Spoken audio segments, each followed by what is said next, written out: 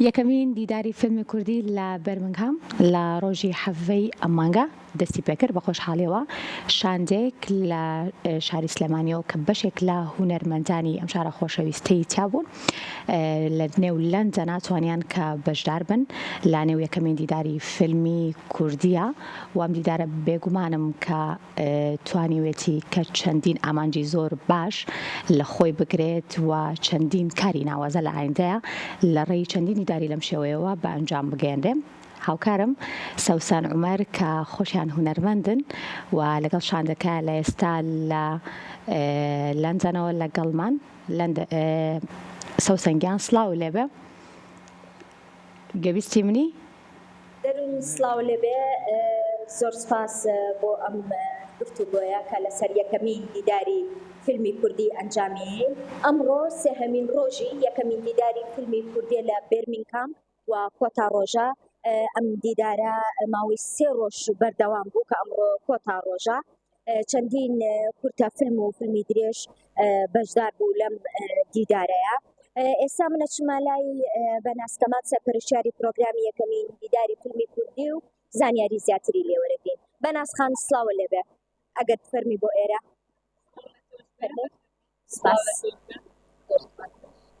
بەناس خان ئەگەر باسێکی یەکەمین دیداری فیلمی کوردیم بۆ بکەیت.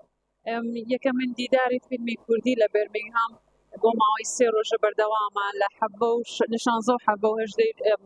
ئەم مانگەدا بەردەوام بووە. ئەمڕۆ کۆتا ڕۆژمانە هەر ڕۆژە و کۆمەڵی فیلمای جیاوازمان پەخش کردووە چەند کورتە فیلمێک و فیلمێکی درێژ و ئەم ڕۆژ کۆتا ڕۆژمانە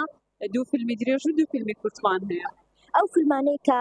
ئێوە هەڵتان بژاردبوون کە لەم دیدارەیە بەشداری بکە بەرهەمی کێن و کێن ئەوانەی کە ئەم فیلمانیان هەڵبژاردووە؟ گروپێکی سینەماکار بوون ئەم فیلمانیان هەڵبژاردووە کە ئێستا ناتوانم من ناویان بێنم شکە بنهێنی فیلمەکانیان هەڵبژاردووە و بۆی کەوا کەسانێکی بێلایەن بن و ئەو کەسانێکی کە فیلمەکانیان هەڵنەبژێراوە نەک لەبەرەوەی کە نرخیان کەم بووە نابگرێت لەبەرەوەی کەوا کاتەکە بەبێ کاتەکە ئەو فیلمانیان دەستنیشان کردو لەبەر ئەوە حەزمان نەکرد ناوی ئەو گروپە بێنین یاخ ئەو دەستە پسپۆڕە بێنین کە پێشنیاری فیلمەکانیان کردو کە فیلمەکانیان هەڵبژاردووە. بەناسخان ئامانج لە دروستکردنی دیدارێکی وا بۆ فیلم چییە لە تارەوە؟ ئامانجمان زۆرە بەگشتی ئامانجی گشتیمان هەیە و ئامانجی تاکانی ناو دەستەکەشمان هەیە. ئامانجە گشتەکەمان ئەوەیە کە ڕەوەندی کوردی بە فیلمی کوردی ئاشنا بکەینەوە جارێکی تر و ئەو کەسانی کەوا ناتوان سەفەری کوردستان کەنەوانێ و یاخود بواری کەسایەتیان ڕێگیان پێ نایە سەفەرکەنەوانێ بتوانن لێرەش فیلمە کوردیەکان ببینن وەکو ئەو خەڵکانی کەوا سەفەرەکەنەوە بۆ کوردستان. ئەمە یەکەم ئامانجبانە. ئامانجی تریشمان هەیە کە ناساندنی کەلتوری یاخود سینەمای کوردیە بە سینەمای ئینگلیزی و هەروەها ناساندنی ئەستێرە کوردە سینەمایەکانی کوردیەکانە بە ئەستێرەکانی بەریتانیا یاخود ئینگلیزی. ینی ئەوەیە کە کەلتورەکان بناسیین بەیەکتری و ئامانجێکی سەرەکیشمانە کە ئامانجی تریشمان هەیە دەستەکەمان چکە لە چەند پسپۆڕێک پێک دێت کە ئەوانیش هەر یەکان ئامانجی تایبەتی خۆیانیان هەیە و لە داهاتووە هەمووی کاری لەسەرکرێ و بە کۆی دەنگ لەسەر ئەو بەرنامانە ئەدرێکەوە پێشنیارەکرێت لەلایەن دەستەکەەوە. ئەو فیلمانەی کە نمایشکران بۆ ماوەی 3 ڕۆژ کە ئەمڕۆ کۆتا ڕۆژە بێت بەرەو پێشوونی ئەوەی کە فیلمی کوردی و هەروەها بینەر چۆن پێشوازی لە فیلمەکان ڕوانەرێکی زۆرمان هەبوو کە چاوەڕوانمان ناکرد لە ڕاستیە ئەوەی کە جێگەی دڵخۆشی ئێمە بۆ ڕوانەرانمان بوو کە باوەڕکە ینی ماندوو تیمان ڕەوی ئەوانەیە کە بینیمان بۆ پەرۆش و بۆ خۆشیەوە هاتن بەرەو ڕوومان و دیدارەکەمانیان زۆر خڕەباڵە کردووە و ئەمڕۆژ ینی یەکێکە لەو ڕۆژانەی کە چاوەڕێی واکی میوانێکی زۆرمان بۆ بێت لەبەرەوەی کە زۆر پەیوەندیمان پێوکراوە لە شارەکانی تری بەریتانیاوە. بەناسخان بۆ دیداری داهاتووتان جگە لە فیلم لە دیداری یەکەمە بە تەنیا فیلم نمایشکرا جگە لە فیلم لە دیداری داهاتووتانە بەنیازن چ پەیرە و پرۆگرامێکی تر لەناو ئەم دیدارە جێگەی بکەن؟ لە ئێستادا ئامانجی سەرەکیمان پیشاندانی فیلمە بە لەسەر سکرینەکانی بەریتانیا و باوەڕ ناکەم ئامانجی داهاتوومان لە فیلم چێتە دەرەوانێ حەزەکەین هەموو جۆرە فیلمەکان بەڵکو ئێمە زیاتر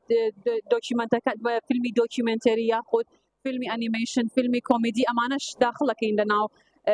پرۆگرامەکەمانە بیرمان لەو کردوێتەوە کە جۆری فیلمەکان یاخۆ ژانرەی فیلمەکان زیادکەین بۆی نەکە بچینە دەست بینە شتی تر بەڵکو هەر لە سینەما لە فیلمە دەور بخۆینەوەوانێ بەرنامەجەکانمان. بەناسخان سپاس بۆ زانیاریەکانە هیوای سەرکەوتنتان بۆ سپاس بۆ ئێوە زۆر سپاسان دەکەین کە ئەم چەند ڕۆژەمان دوو بوون لەگەڵمانە و ڕۆماڵی هەموو شتەکانتان بۆ کردین زۆر بەڕێزن زۆر سپاسان دەکەین دائما ئێوە دەست پێشخەر بوون لە یارمەتیدانی ئێمە زۆر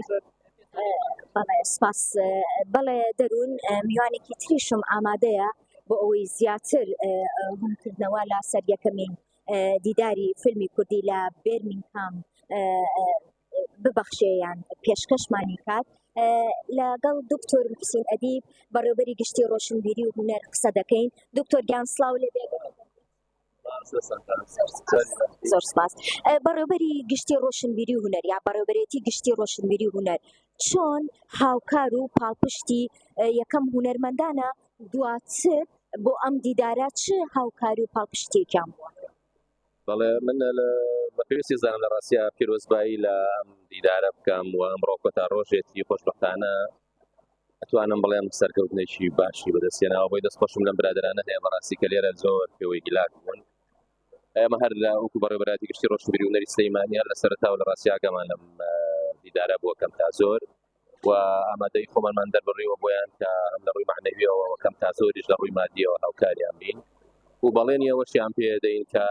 لە ساڵی داهاتووە ئەمە پێ بە فیستیڤاڵ و ئێمە بتوانین هاوکاریان بین لە هەموو کە ئەم ئیشەمان بەلاوە گرنگە هەڕۆ دە چوارچێوەیە و کۆنسێپتێکی ئێمە لە وەزارەتی ڕۆشنبیری لە بەڕێوەبەراتی خۆمان بەڕامان پێدی کە بریتە لە باڵیۆزکردنی کولتور ئێمە هەمیشە جەخت لەوە ئەکەینەوە بێ هونەری ئێمە سینەمای ئێمە بڕواتە دەرەوە و ئەوی تر بیبینێت ئەمە مەسەلەیەکی زۆر گرنگە و ئێمە توانین لە ڕێگای ئەمەوە هەم پەیامی سیاسی پێشین و هەم پەیامی کولتوری و هونەری وانش پێشین بەڕاستی بۆیە ئێمە ئامادەین لە ڕاستی لە هەموو ڕێگا هاوکاریان بین ئەو ئاڵوگۆڕە کولتوری و هونەری و فەرهەنگی کە هەیە لە نێوان هونەرمەندانی کوردستان و هونەرمەندانی پاراوگایە چۆنە بینی و بینێت چۆن پێشوازی لە دیدارێکی واکە لە دەرەوە ئەزانی خۆی ئەمە ینی چەندێک گرنگە لە ڕاستی ئەم جۆرە ئیشانە چەندێک گرنگە بۆ ئەوەی کە ئەوی تری غەیرە کورد هەمیشە ئێمە ببینێ ئەوەندەش گرنگە کە ئێمە با بڵێن پردێک دروستکەین کە لە بینی ڕەوەندی کوردی و لە بینی هەرێمی کوردستان و کوردستانە هەیە ئەم جۆرە فیستیڤاڵانە ئەم جۆرە دیدارانە لە ڕاستی هەوڵێکی زۆر باشە بۆ ئەوەی کە ئەم پردە دروست بێتەوە چکۆ لە ڕاستی ئەمانەی کە ئێمە لێرایان بینین ئێمە لە زاهیرەوە دەرەکەوێت کە ئەمانەی تر با بڵێن ئینتیمای کوردبوون و کوردستانی بوون و ئەوانەیان کاڵ بۆتەوە بەس لە ڕاستی ئەمە ڕێک تاو بە پێچەوانەوەیە کوردەکانی تاراوگە نەک لە ئێستا لە سەردەمی نالیەوە هەمیشە کاتێک کە چنە دەرەوە یعنی ئینتیمای کوردبوون و کوردستانی بوون وانەیان بەێسترە بێت کە بەر کڵچەری ترەکەون بۆیە ئینتیمایان بۆ کوردبوون و بۆ شتە کولتورەکانی خۆیان تا ڕادێکی زۆر قوڵترە بێتەوە بۆیەش ئێمە سێ ڕۆژە بینیمان لە ڕاستیە جەماوەرێکی زۆر باش لە ڕەوەندی کوردی و غیری ڕەوەندی کوردیش لێرە حضوریان هەبوو کە لە ڕاستی ئەمە بۆ خۆی دیسان سەرکەوتنێکی تری ئەم دیدارەمان بۆ سەلمێنێ دکتۆریان زۆر سپاس ئەکرێشە هیوای سەرکەوتنتان بۆ خوازم بەڵێ دەروون ئەمە تەواوی زانیاریەکان بوو لە سەرکەوتنی دیداری فیلمی کوردی لە بێرمینگهام کە بۆ ماوەی 3 ڕۆژ بەردەوام بێت و ئەمڕۆ کۆتا ڕۆژە بێت سپاس